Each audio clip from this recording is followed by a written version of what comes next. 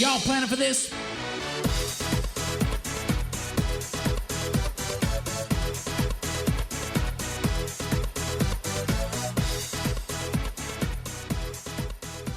Welcome back, GPR Nation. This is Jamie Shalansky in an episode of Worlds to Conquer. And I have had a comment that a team member said to me this last couple of weeks, just sort of making laps in my mind, where people say something to you and you just can't get it out of your head. Now, a lot of times people attribute this to negativity, right? Negative comments that people make, and they're the things that wake us up in the middle of the night. They're the last thing that our brain says, oh, before you go to bed, how about this little nightmare of a comment?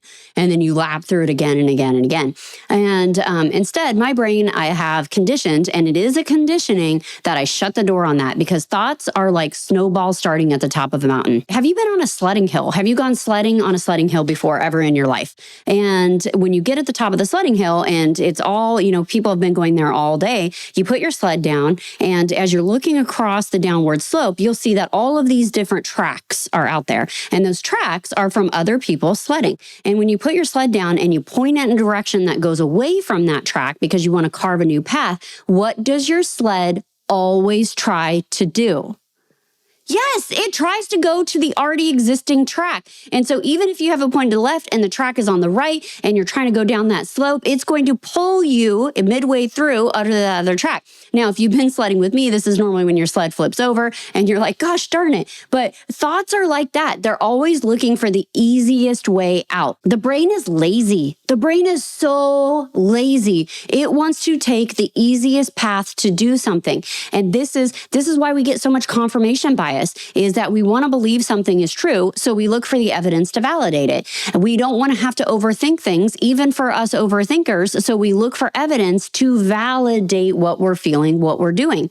And so the brain in its laziest form is always looking for the easiest path. And so us as individuals, we have to take control of that, and we have to tell the brain, hey, this is the easiest path, not that.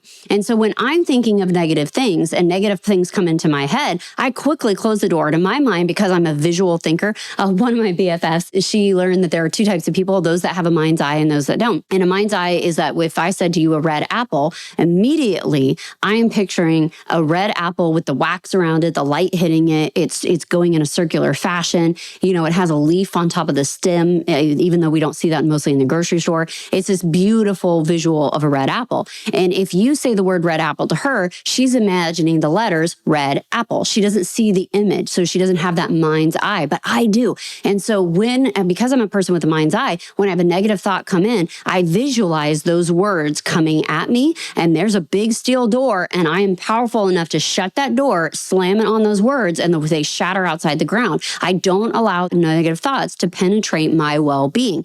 But I also have to do that thing with positive thoughts. So I have to condition my brain that, nope, these aren't allowed. Nope, these aren't allowed. But what is allowed? What is allowed is saying, hey, you know what? Sometimes I fail. Sometimes I say something I shouldn't have. Sometimes I take an action that is going to hurt somebody that I had no idea it was going to hurt. I was just at a retreat.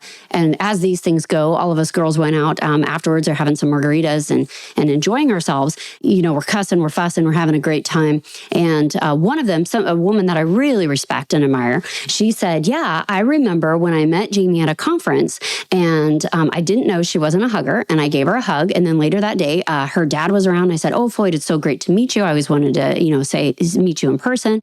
And I was hugging him, hugging your mom, hugging your brother. And then Jamie was the last person in line. And Jamie goes, me, said, I already hugged you once today. I don't need to hug you again. And when she said it, it was 100% a comment that I would make. I would 100% own that comment, because I'm not a hugger. I'm not a touchy-feely person. I don't like to do it. I just like to get through it. And so when she said it, everyone was laughing, but she didn't laugh at the time. She laughed about it now, but it really hurt her feelings at that time, because I was incredibly insensitive. And so when I look at moments like that, what would an additional hug cost me? It would have cost me nothing, but instead I I made somebody feel that they were unworthy or that I was uncomfortable or that I was just too gosh darn arrogant to participate in a very human response. And because this was somebody I respect and admire, that it really took it to heart. And I was like, man, Jamie, you totally swung and missed on that one. And so when I think about that moment, just like I am right now, I look and I visualize in my mind, I'm just asking for God's forgiveness. Hey, I messed up that time. Help me not do that again. Help me forgive myself and not do that again, not make people feel that way again. And then I move on from it. Then I'm done. But this is a conditioning. This is a mental conditioning in our head that we have to be able to train ourselves over and over again. So I always think about that snow at the top of the mountain. I gave you the visualization of the sled, but my thoughts are going to go towards whatever is easiest for them. And if I give them this tool over and over again, my thought is always going to go towards that. So thankfully, I don't think a lot of negative thoughts inside my head. But my team member, we were talking about someone, and she said, as she's looking to exit and we were looking to find her replacement, she said, we really have to find somebody that's super driven. They're super passionate. They understand the importance of what we work. And this is what she said that keeps lapping in my head, because our work is intense, but we've all bought into the intensity. We've all bought into the intensity of it. And when I think about that, she's so right. Because yes, certain aspects of our job are emergency, right? So we have deadlines, we have money movement, we have people's life savings. There are several types of those that are very volatile, very emergent, very urgent. But for the most part, on a day-to-day basis, it's not. Like, we don't have fire alarms going off every 2 seconds from all of these emergencies that are surrounding us. We do impactful work, but it's methodical and it's thought after. And generally, if I miss talking to a CPA, I can talk to them the next day. If I miss a call from an attorney, I can talk to them the next day. For the most part, not the exceptions, but the rule, our life is not emergent. It's not urgent. The work we do does not have to be done by the end of business day. Otherwise, the world explodes. We're not saving mankind necessarily. So when I thought about that, I was like, wow, she's right. Like, we've all subscribed to this sense of urgency that we want to get done. GSD, get done. Like, if I had to create a resume for myself, that I think it'd be the only thing. It'd be me pointing at you and saying, I get done. That's what I do. That is my job. And so we all have subscribed. We've all bought into it. We all want to do it. And we want to get things done, not just fast, but we want to get things done intensely because we're very excited about the next step. Now, we don't always know what that next step is, but we know if we get this done, we'll be better prepared for it. And so when I look around cross cultures, I really think about what she said. We all bought into the intensity. We all buy into it. We're all subscribing to it.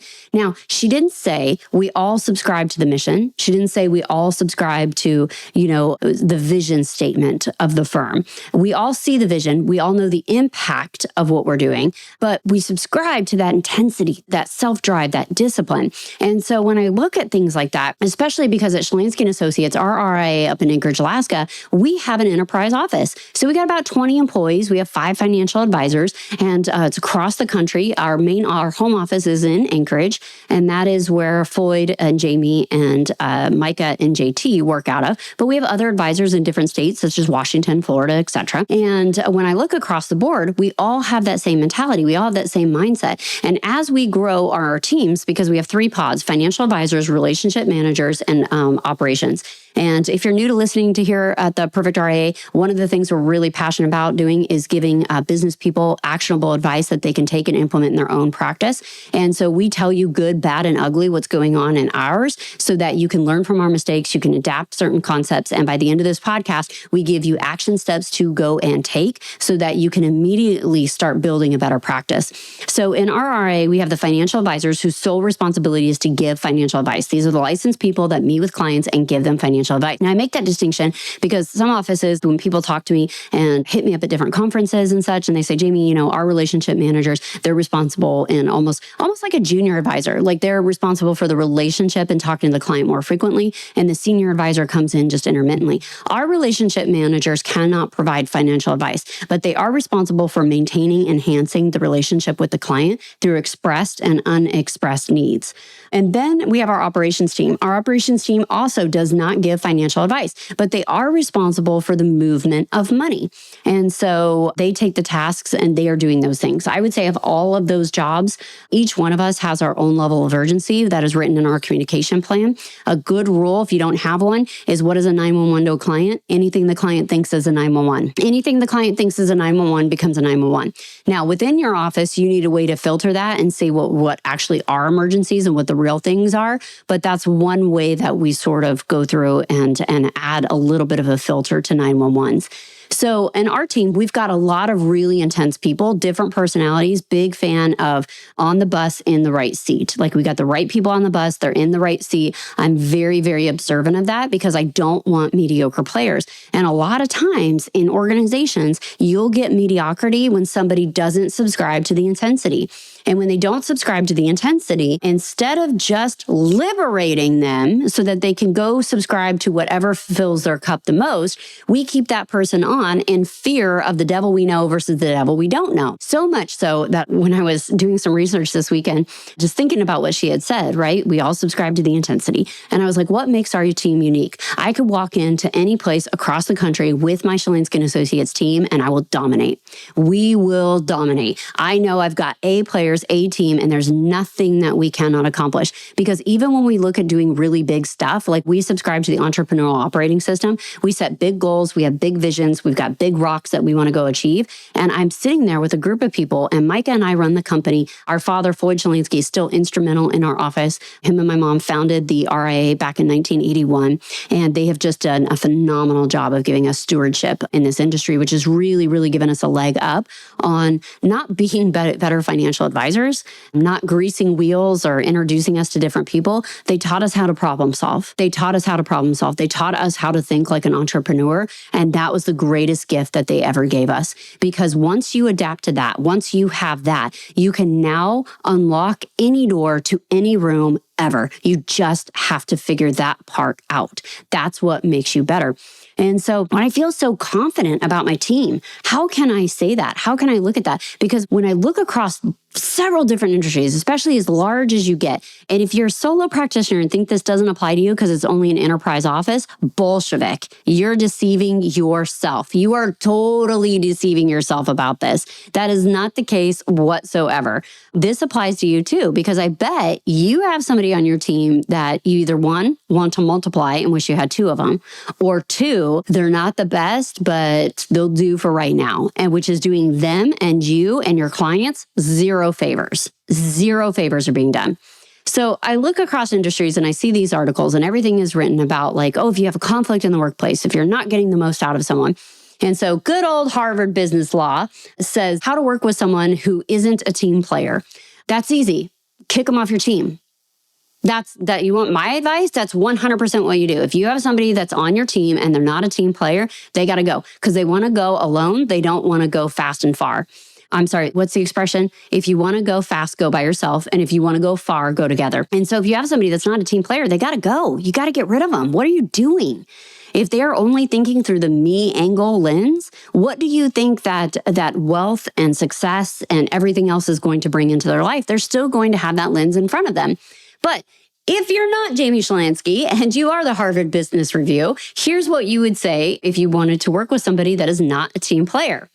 Do inquire about your colleagues' interests, priorities, and motivations to get a better sense of their perspective and causes of their behavior. 2, use this opportunity to revisit the team's purpose and goals. 3, look for opportunities to better utilize the uncooperative team member's specific skill set. Okay, why do I think that this is a bunch of Bolshevik? Okay, 1, inquire about your colleagues' interests, priorities, and motivations. You cannot motivate another human being. You cannot. You cannot motivate another human being. You can inspire. They could aspire to be like you, but you can't motivate them. I mean, you could bring anyone into the gym and they could see all the equipment in the world. They could see the leanest, most muscular human beings of any age out there. They could identify with somebody that's only in their gender, only in their age bracket, only in their income level, but you can't motivate them to run or work as hard as that person. You have to be motivated yourself. You can listen to inspirational things and you can be inspired to do something, but you cannot be motivated. You must must motivate yourself. And when you are looking at somebody's interests and priorities and motivations, and they're not a team player, those interests and priorities are not going to make them into a team player. They're not going to say, hey, I'm really interested in travel, and all of a sudden become a team player for your organization. And if you hear that and you say to yourself, oh, if they're really interested in travel and I want to keep this team player, here's what I'll do. I'll show them how we have a work from anywhere policy, and then they can travel and work remotely. They're not a team player. You're just giving them what they wanted. They're still being selfish in this endeavor.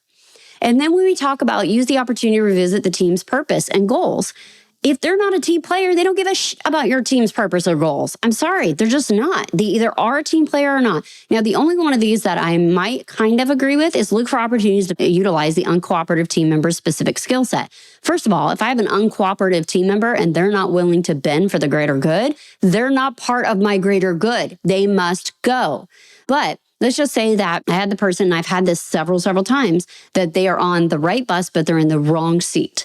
Well, then it's my responsibility to look at their skill set and to make sure I'm aligning them with a job that does fulfill their personal skill set. I don't put square pegs in round holes. It's not pretty, it's not easy, and it gets splinters right in my thumb. And it's so sensitive because it always gets right on the edge of it, and then you feel it all the time. So anyhow, I don't put square pegs in round holes. So then when I'm talking to people, they say, Jamie, that's all fine and dandy. That's great advice if you can find those kind of team members.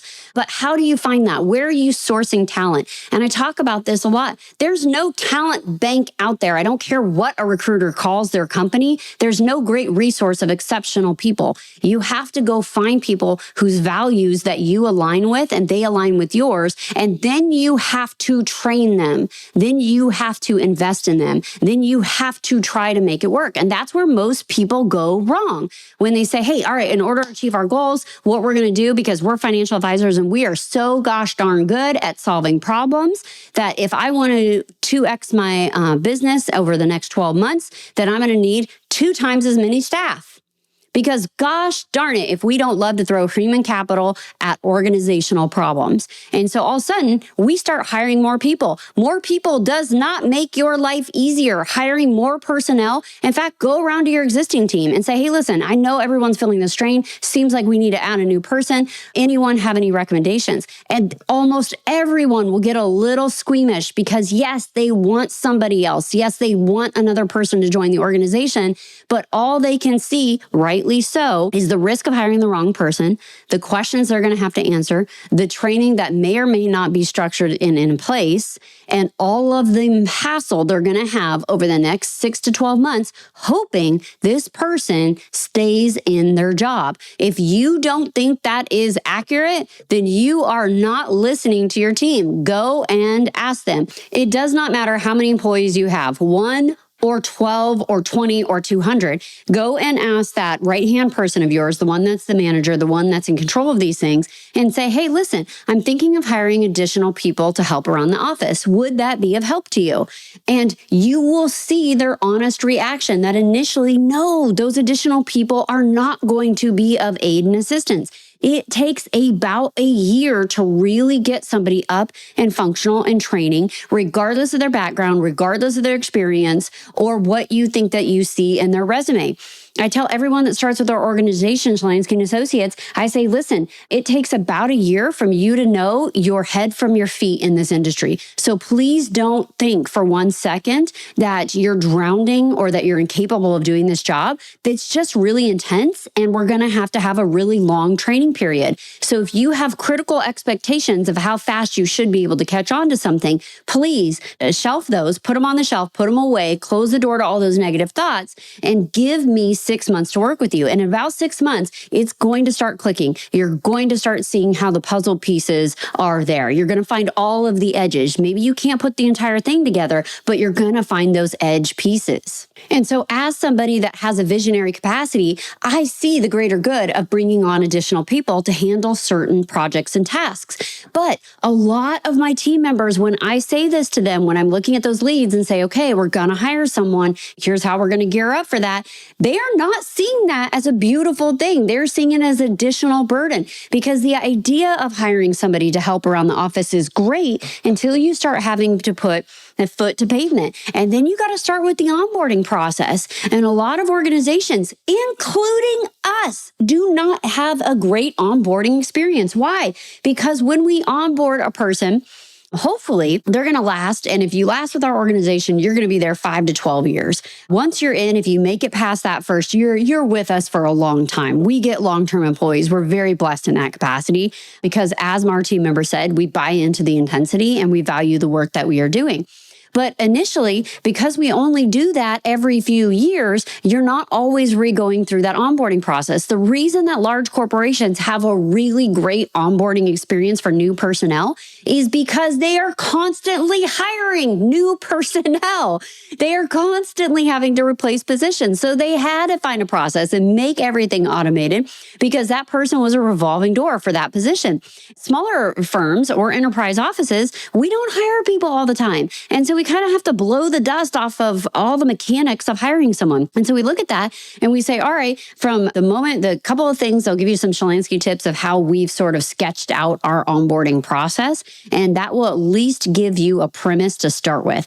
So the very first thing that we do in our hiring process, and if you haven't listened to our podcast about how we hire people at Shalansky & Associates, go and listen to it. So I take you in that particular podcast episode through how we advertise different areas that we go resource talent, and then what our hiring onboarding process looks like. So it's several steps and involves several people in our organization. But again, I'm not looking for short-term employees. It's several steps because I want somebody that's going to be there 5+ years with our organization. So it is laborious to get hired by our company for a reason. Because if you have the tenacity to make it through our hiring process, then you really want that job. Like, there's a great barrier to entry to getting in because we want to make sure that once you're there for a while.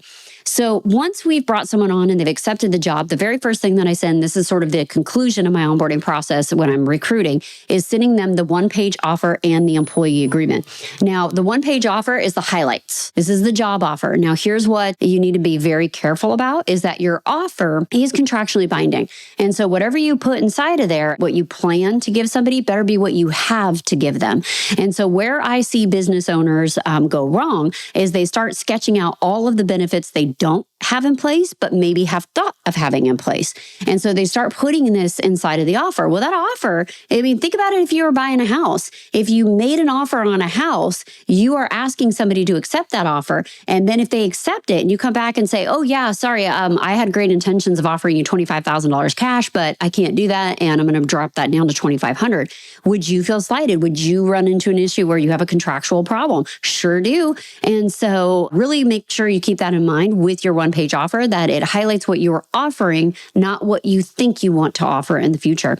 And on that one-page offer, it's literally that one page highlighted, bullet pointed, here's what the perks of the job are. And that's what it is. It's the perks.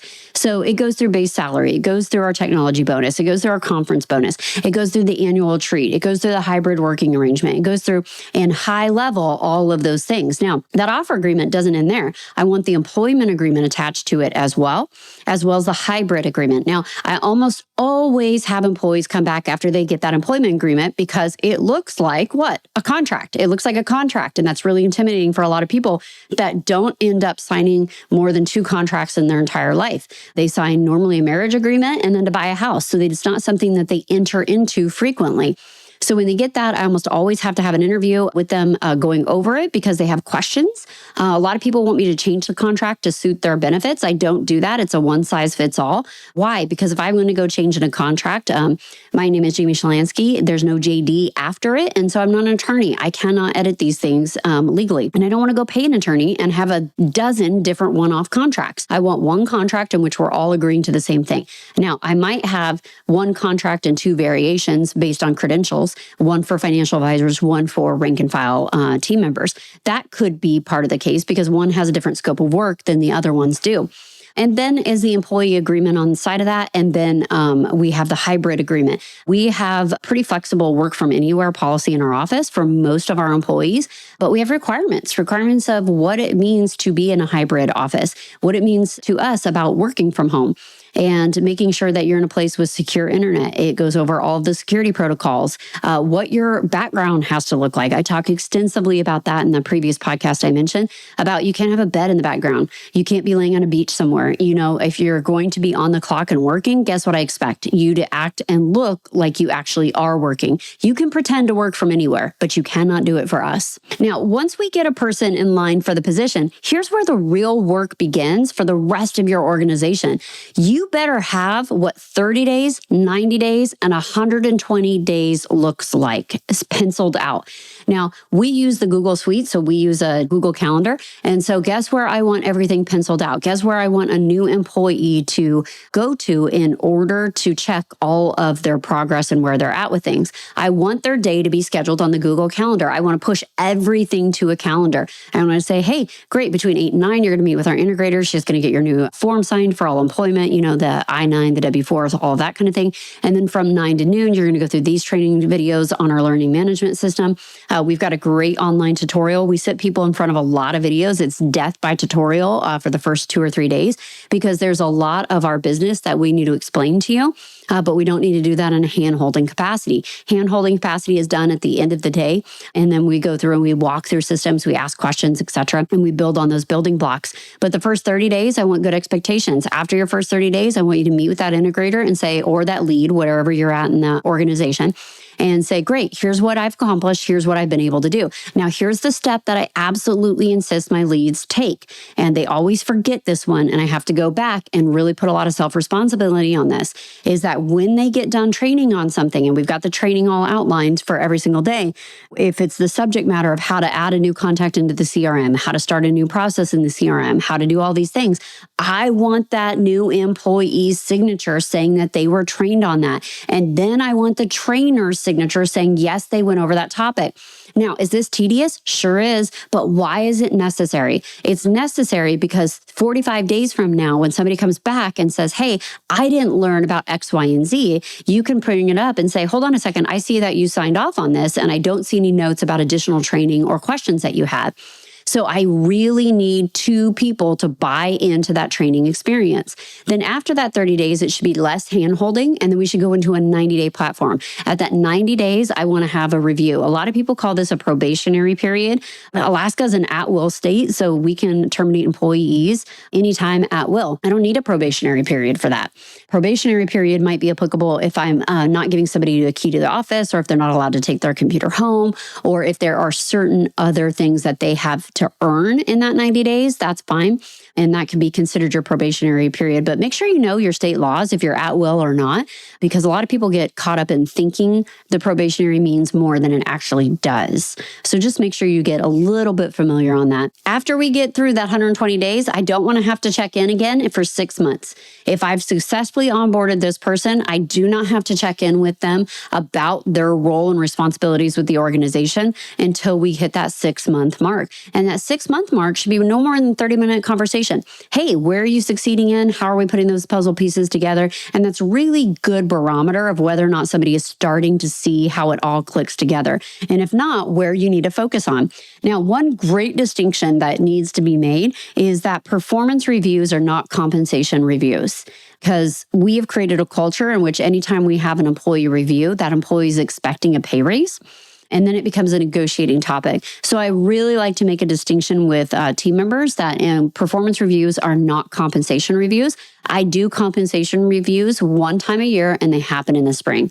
And then that's it. I don't want to just bump people up annually for time and service. I want to bump them up for value and how they've been moving along in the organization. Those are things that are really important to me. TPR Nation, we started this podcast talking about Bolshevik business advice that people give about building teams and toxic work cultures and how you deal with people that aren't team players. So action advice number 1, what should you do if you don't have a team player on your team? Fire them. fire them. Don't call it a fire. I call it a liberation, because if you are not giving me your God honest best, then I am not who you should be working for. Because if you haven't bought into the intensity, if you haven't bought into the value and how we're changing multi-generational lives, that's okay. It's just not a right fit for our firm. That's what we're looking for. We're looking for people who believe the impossible is possible. We are believers that we can make a substantial change in the lives of other people if we just show up in earnest and try. So if you have somebody that you consider not a team player, it's time to let them go, because you put them on the wrong team and you're not giving them an opportunity to shine at their absolute best. The longer you hang on to this person, the worse it gets for the rest of your organization, because what you have now done is told every single one of your A team members that they have to either, one, cover for this person, pick up the slack for this person, or that B-level work is acceptable. That's what you have told this person. That you have told all of your good players they don't have to be quite as good enough, because what you say you stand for isn't actually what you stand for. Action item number 2 that I would really take, go back and listen to that podcast about hiring people. This is a great time of year to start looking for additional ways to onboard personnel, and make sure you have your hiring process outlined and set up. Action item number 3, before you agree to hire someone, before their start date, you need to sit down with your lead, with your other employee, or with yourself and just sketch this out and go 30 days, 90 days, 120, and the 6-month check-in. What does that person need to do and show you to be successful in their job by that 6-month mark? If they do not have the role and it does not seem to be clicking, if they are just really super far behind on that 6 months, you are not doing them any type of benefit or value by keeping them on longer. Now, they don't have to be completely proficient, but they do have to start getting the edges of that puzzle piece and know that there's a bigger picture on the plate. Being designed. Don't second guess your gut. If you think at 6 months this person isn't cutting it for whatever reason, you got to liberate them. You got to make sure that they are free to go on and give their best to someone else. It's no longer with you. It's not with you. And this is talking about brand new people, but if you have people that have been miserable, unhappy, and bringing the rest of your team down forever, for long periods of time, and this could be somebody that's been with you for 10 freaking years, you have the responsibility to liberate that person so that they can go choose a life of happiness and be better. Because if they are mediocre or subpar, guess what? They're not happy. They're not happy being in that way. None of us are happy when we're being subpar or mediocre. We are happy when we feel that we are delivering our absolute best to something. And if you are holding them because now they feel loyal, now they feel obligated to stay there, you are doing them an injustice. You must liberate a person from that. They're not indentured servitude. You got to let them go. TPR Nation, this is Jamie Shalansky in an episode of Worlds to Conquer. Go find people who share your values. Change the world. Hold on before we go. Something that you need to know. This isn't tax, legal, or investment advice. That isn't our intent. Information designed to change lives. Financial planning can make you thrive. Start today, don't think twice. Be a better husband, father,